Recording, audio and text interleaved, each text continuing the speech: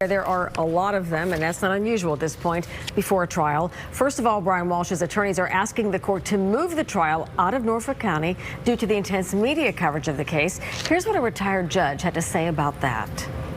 Motions to change venue are fairly common, particularly in cases like this one that have received enormous publicity pre-trial. But the granting or allowance of a motion to change venue is very rare. Brian Walsh is charged with killing and dismembering his wife Anna in their Cohasset home almost 3 years ago. According to new court filings, the Commonwealth plans to argue that Walsh knew Anna was having an extramarital affair with a man in Washington, D.C., realized that their marriage was likely to end, and that if she took their 3 children and moved out, it was likely Walsh would get a stiffer sentence in a federal art fraud case, which he pleaded guilty to in 2021.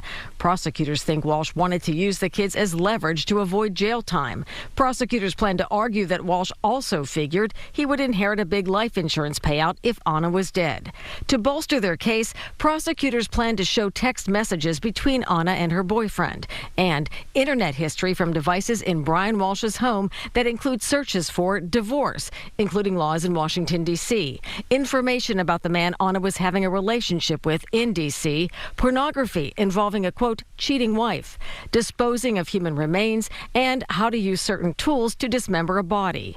The defense is asking the court to exclude any testimony suggesting that Brian Walsh was aware of Anna's affair prior to January 1st, 2023. That's when she went missing. The defense also looking to exclude evidence of prior bad acts, including Walsh's federal art fraud conviction.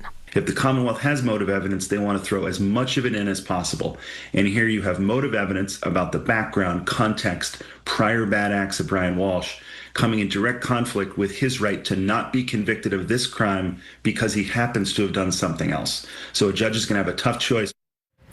Now, both sides will argue their motions in court next week. Jury selection begins October 20th. In the newsroom, I'm Mary Saladin, WCVB News Center 5.